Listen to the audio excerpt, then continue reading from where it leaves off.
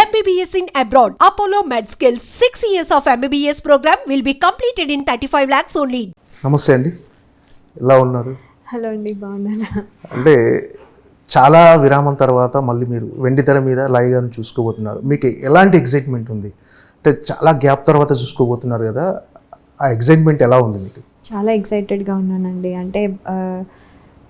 అంటే నేను ప్లాన్ చేసి ఏదో రావాలి, లేకపోతే ఇప్పుడు ఈ టైంకి రావాలి అని ప్లాన్ చేసింది కాదు, కానీ ఏదైతే ప్రాసెస్ అయిందో ఆ ప్రాసెస్లో ఈ ఎక్సైట్మెంట్ ఇప్పుడు చాలా పీక్స్లో ఉంది. అంటే అది ఆ ప్రాసెస్ ప్రిపేర్ అయ్యింది కాదు, కానీ ఇప్పుడు ఇది చూడబోతున్నాం అనేది ప్రిపేర్ అయ్యింది కాబట్టి ఇది వెయిట్ చేస్తూ ఉన్నాను.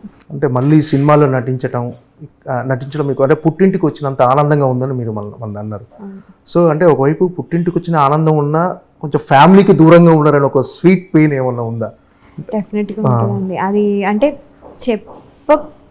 అంటే నేను చెప్పడం లేదు, బట్ ఉంటుంది, అది అందరికీ ఉంటుంది. బట్ అది అంటే ఇప్పుడు దానివల్ల ఇప్పుడు మనము ఏదైనా సాధిస్తున్నాం అనుకోండి, ఇప్పుడు దానికి ఒక సార్థకత ఉంటుంది. మనం ఏమి చేయకుండా ఊరికనే టైం వేస్ట్ చేసామా అలా చెయ్యం కాబట్టి ఎలాగో అది అప్పుడు ప్రాబ్లం.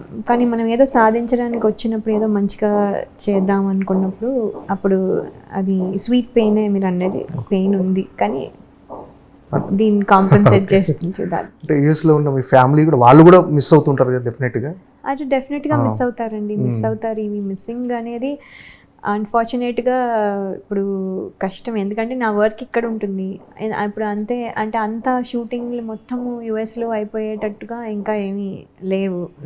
సో అలా ఉన్నప్పుడు మేబీ అక్కడ ఉంటూ చేసే వాళ్ళమేమో, బట్ ఇప్పుడు అలా కాదు కదా, అంతా ఇక్కడే కాబట్టి మరి ఇక్కడికి వచ్చి చేయాల్సి వస్తుంది. సో ఇలాంటి ప్రాబ్లమ్స్ ఉంటాయి. అంటే ఫస్ట్ ఈ తమ్ముడు సినిమాలో ఛాన్స్ వచ్చింది, మళ్ళీ మీరు రీఎంట్రీ ఇవ్వబోతున్నారని మీ ఫ్యామిలీ ఫీలింగ్ ఏంటి? అంటే మీ కిడ్స్ కానీ మీ హస్బెండ్ కానీ? మా ఫ్యామిలీ అంటే చాలాసార్లు ఇదివరకు కూడా కొన్ని ఆఫర్స్ వచ్చేవి, అప్పుడు అందరూ అది వర్కౌట్ అవ్వలేదు. ఎందుకంటే అది ఐదర్ నాకు ఎక్సైటింగ్గా అనిపించలేదు, లేకపోతే టైం లైన్ ఎందుకో అప్పుడు వర్కౌట్ అవ్వలేదు, ఏదో లాట్ ఆఫ్ థింగ్స్ అవ్వకపోయి ఉండొచ్చు. సో అందుకని ఇది కూడా ఉన్నప్పుడు సరే ఇవి విన్నాం కదా, మామూలుగా ఇది మామూలే కదా ఈ కాల్ అన్నట్టుగా లైట్గానే తీసుకున్నాం, పెద్ద సీరియస్గా తీసుకోలేదు. కానీ ఎప్పుడైతే ఒక లైన్ నెరేషన్ చెప్పి, తర్వాత శ్రీరామ్ వేణు గారు డైరెక్టర్ అని చెప్పి, తర్వాత దిల్ రాజు గారు, నితిన్ గారు హీరో, ఇవన్నీ చెప్పంగానే ఇదేదో ఎక్సైటింగ్గా ఉంది, ఇదేదో అవుతే బాగుండేమో అనే థాట్కి షిఫ్ట్ అయిన తర్వాత అప్పుడు ఓవర్ ప్రాసెస్లో విన్న తర్వాత స్టోరీ అప్పుడు ఇంకా ఇది అయితే చాలా బాగుంటుంది అని ఇంకా అప్పుడు ఫైనలైజ్ అవ్వలేదు. సో ఈ ప్రాసెస్లో అప్పుడు డిస్కషన్స్ అవుతున్నప్పుడు మేమంతా జనరల్లీ అందరం కూర్చునే మాట్లాడుకుంటామండి, బికాస్ దీంట్లో ఏమి సో దట్ వే కిడ్స్ కూడా తెలుస్తుంది ఏమవుతుందో, మళ్ళీ వాళ్ళకి వెళ్ళి సపరేట్గా చెప్పకుండా. సో వాళ్ళు అన్నారు యూ షుడ్ డూ ఇట్, మేము మాకు వస్తే నువ్వు ఓకే అంటావు కదా, అలాగే అనుకుని యూ షుడ్ డూ ఇట్ అని చెప్పి అన్నారు. అంటే అమర్ అక్బర్ ఆంటోనీ తర్వాత మళ్ళీ ఒక 7 years 8 years గ్యాప్ వచ్చింది. అంటే ఈ గ్యాప్లో చేయాలని అనుకోలేదు అసలు మీరు? అంటే అసలు అమర్ అక్బర్ ఆంటోనీ నేను చెయ్యాలనుకున్న సినిమా కింద నేను కౌంట్ చేసుకోనండి అది యాక్చువల్లీ, ఎందుకంటే అది మా అమ్మాయి చేసింది అందులో, బేబీ ఇలియానా. సో అది మా అమ్మాయికి అది అట్రిబ్యూట్ అవ్వాలి, కానీ నాకు అవ్వకూడదు. ఎందుకంటే మా అమ్మాయితో పాటు నేను గార్డియన్గా వెళ్ళిన దాన్ని అక్కడికి వెళ్ళిన తర్వాత వాళ్ళు మీరు ఎలాగో వచ్చారు కదా, మీరు ఎందుకు చేయకూడదు అంటే అప్పుడు కూడా నేను ఇంత చిన్న రోల్ కాదా అండి, ఏమైనా బెటర్ ఉన్నాయా అంటే ఇంకా లేడీస్కి ఏమీ లేవు అంటే సరే అక్కడ ఎలాగో ఉన్నాను కాబట్టి అప్పటికప్పుడు డ్రెస్ కనిపించారు అంతే. సో వాంటెడ్ రీఎంట్రీ కిందకి మనం కన్సిడర్ చేయకూడదు. అసలు నేను ఎప్పుడు ఇంటర్వ్యూ ఇవ్వలేదు, నేను ఎప్పుడు వాళ్ళు కూడా ప్రమోట్ చేసినప్పుడు కూడా వాళ్ళు చెప్పారు అది తను సరదాగా మా రిక్వెస్ట్ మీద చేశారు కానీ అన్నట్టుగా కూడా శ్రీను వైట్ల గారు కూడా చెప్పారు. అది అసలు నేను రీఎంట్రీ, పర్ఫెక్ట్ రీఎంట్రీ ఇది, కరెక్ట్. అది జస్ట్ ఆబ్లిగేషన్ అనుకోండి, లేకపోతే ఆబ్లిగేషన్ మొహమాటం అనుకోండి, లేకపోతే సరదాగా అనుకోండి, వాట్ ఎవర్ ఇట్ ఇస్ అంతే.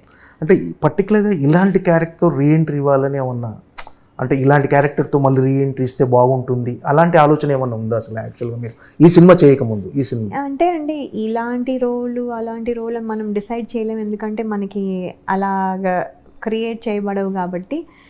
బట్ స్ట్రాంగ్ కంబ్యాక్ అవుతే ఉంటేనే వెళ్దాము అన్న థాట్ ప్రాసెస్లో ఉన్నదైతే sure.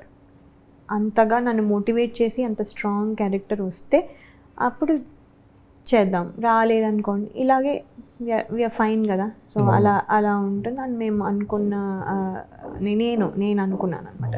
So when it is very good అప్పుడు నేను మా ఇంట్లో కూడా చెప్పడం జరిగింది. వాళ్ళు కూడా అన్నారు, ఇన్ని రోజులు మరి ఏవేవో మనం విన్నాము, ఏవేవో చేద్దాం అవుతుంది అనుకున్నాం, అవ్వలేదు, ఇలా అంత అయ్యాయి, కాబట్టి ఇది వస్తే కనుక మరి అయితే చేసేవి, బికాజ్ మనకు కావాల్సినప్పుడు మనం ఎప్పుడైతే రెడీగా ఉంటామో అప్పుడు రావు. సో ఇప్పుడు చేయాలనుకుంటే ఇప్పుడు చేసేయి అని చెప్పారు.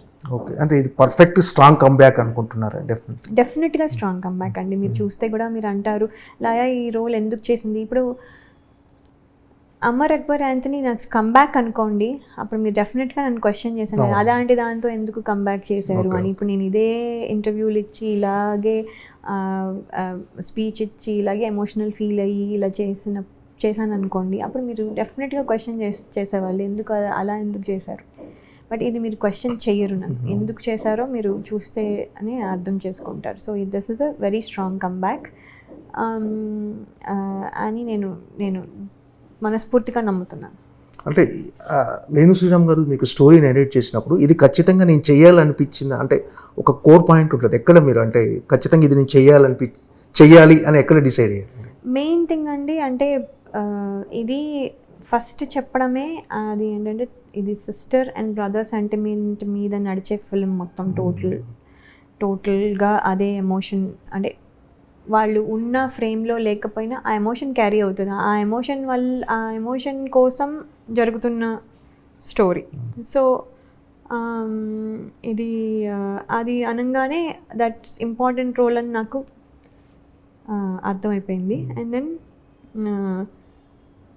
ఇది నేను ఎప్పుడు టిమ్మిడ్గా లేకపోతే భయపడుతూ లేకపోతే ఒక కామెడీ లేకపోతే ఒక సిల్లీగా లేకపోతే ఇలా చేసినవి కానీ ఎప్పుడు ఇంత సీరియస్గా ఒక స్ట్రాంగ్ ఉమెన్ రోల్ చేసింది కాదు. సో వినంగానే నాకు ఇది నేను చెయ్యాలి కదా, ఇది ఎప్పుడు నేను చేయలేదు కదా, ఇది బాగుంది కదా అన్న ఎక్సైట్మెంట్ అయితే క్రియేట్ అయిందండి. అండ్ స్టోరీ మొత్తం విన్నాక, నా క్యారెక్టర్ వర్కే అది, నా స్టోరీ మొత్తం విన్నాక హౌ దట్స్ ఫ్లోయింగ్, ఎవరెవరు వస్తున్నారు ఏమవుతుంది చాలా ఇంట్రెస్టింగ్గా అనిపించింది. అది ఏంటంటే అది నేను రెగ్యులర్ ఫిల్మ్స్లా నాకు అనిపించలేదు. సో అందుకని ఐ ఫెల్ట్ నేను ఇది చెయ్యాల్సి అని అనుకున్నాను. చాలా గ్యాప్ తర్వాత మళ్ళీ స్క్రీన్ ముందుకు వచ్చారు కదా, మన కెమెరా ముందుకు. అంటే ఫస్ట్ షాట్ ద ఎక్స్పీరియన్స్ ఎలా ఉంది? అంటే ఈ సెకండ్ ఇన్నింగ్స్లో ఫస్ట్ షాట్ ఎలా, అంటే మేబీ నర్వస్ ఫీల్ అవుతాననేమో మరి. ఏ షాట్ చేశారండి ఫస్ట్? నేను చాలా సైకిల్ మీద వెళ్తూ ఉన్న షాట్ చేశానండి. చాలా చాలా సింపుల్ షాట్సే చేసాము ఫస్ట్ 2 days అయితే. వెరీ వెరీ సింపుల్, అసలు అది స్ట్రెస్ పడాల్సిన షాట్స్ కాదు. కానీ అదే ప్రాబ్లీ నేను టెన్షన్ పడతాను లేకపోతే ఇలా అవుతుందని ఏమో, అవి ఫస్ట్ దాంతో స్టార్ట్ చేసాము, సోలో షాట్స్ స్టార్ట్ చేసాము. కానీ నేను పెద్ద టెన్షన్ ఫీల్ అవ్వలే. కానీ బట్ నేను ఎలా ఉంటాను ఇప్పుడు ఈ కొత్త కెమెరాలు, ఇప్పుడు ఇంత పవర్ఫుల్ కెమెరాస్ అన్నీ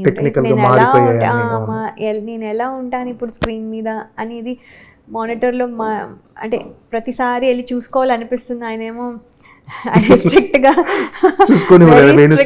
అమ్మో మా డైరెక్టర్ గారు చాలా స్ట్రిక్ట్ అసలు. ఆయన మీకెందుకు, నేను ఉన్నా కదా, బాగుందా బాగాలేదా కరెక్షన్ చెప్పడానికి, మీరు ఎందుకు వచ్చి చూసుకుంటారు అంటే, నేను సార్ మాకు ఇదివరకు ఎలాగో మానిటర్స్ లేవు, ఇప్పుడు ఉన్నాయి చూసుకొని ఇవ్వండి అంటే, కాదు మీరు చూసుకున్న దగ్గర నుంచి దాంతో ఇన్ఫ్లుయెన్స్ అయిపోతారు, మీరు ఒకటి అనేసుకుంటారు, అది అలా ఫిక్స్ అయిపోతారు, నేను చెప్పింది మీరు ఫాలో అవ్వాలి, సో మీరు చూడద్దు. సరే అప్పుడప్పుడు సార్ రిక్వెస్ట్ చేసి ఏదో ఒకసారి చూడనిచ్చేవారు, మామూలుగా అయితే చూడనివ్వలే.